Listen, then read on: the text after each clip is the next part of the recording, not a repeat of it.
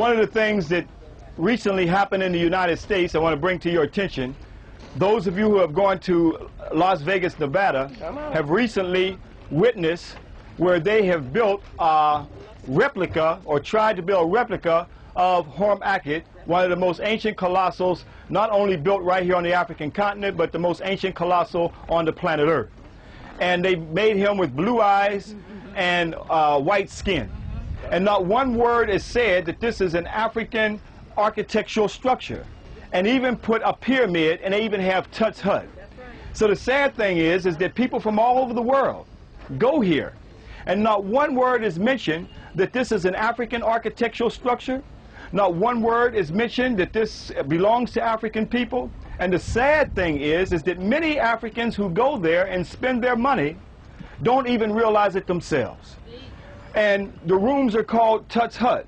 As Dr. John Henry Clark, another Grand Master teacher of ours, would say, that which is sacred to us has been desecrated. And not only has it been desecrated, but we have been taught to laugh at its desecration. That's a shame. All people who are a people must preserve their ancient sites.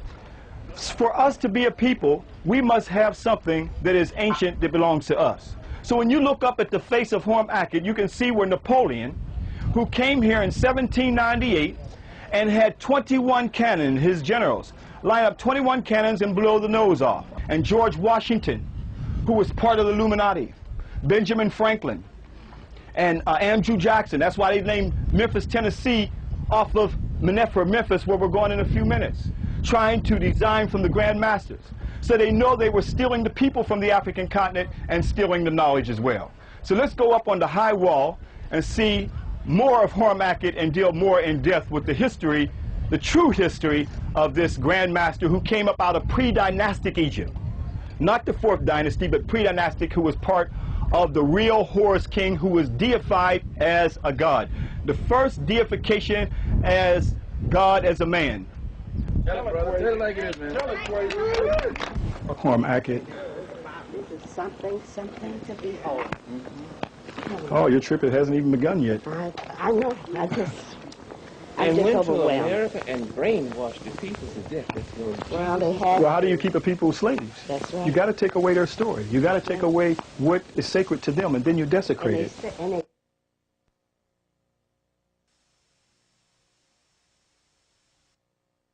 So, brothers and sisters, you're at one of the most spectacular sites right here, and that is Horemakhet, who the Greeks call the Sphinx. Over 240 feet long and over 65 feet high. Keep in mind, if you look at his ears, 6 feet tall, that means you can stand inside of his ears. Look how massive this colossal is. Standing here from the dawn of time, who the Arabs call him Abu Hal, or meaning the Great Father. And truly the Great Father of time. And now, through documentation and excavations, some have even documented that Horemakhet may go back to the time of the Badarian Age. Reconstruction have taken place down through the ages. Many European Egyptologists have said that this is Khafra of the 4th dynastic period. But if you look at the prognathous jaw, he looks nothing like Khafra. Let's go and see, as I said, in pre-dynastic times, representing the Shimsu Haru, let's go back and see who Horemakhet goes back to.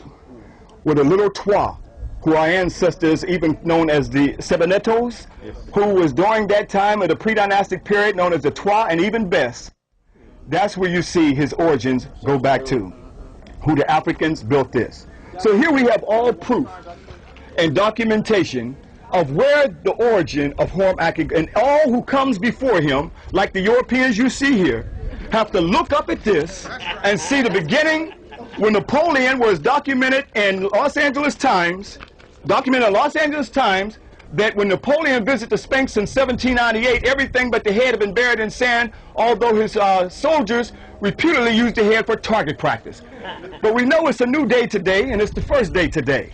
So you may not grasp where you have been until you go back and lay your eyes down and Horemakhet come into your sleep. When Horemakhet digs deep down into your what they call REM sleep and come up and said, you came back to visit me. But here where the kings came between the pole, where you get the Grand Master's grip of the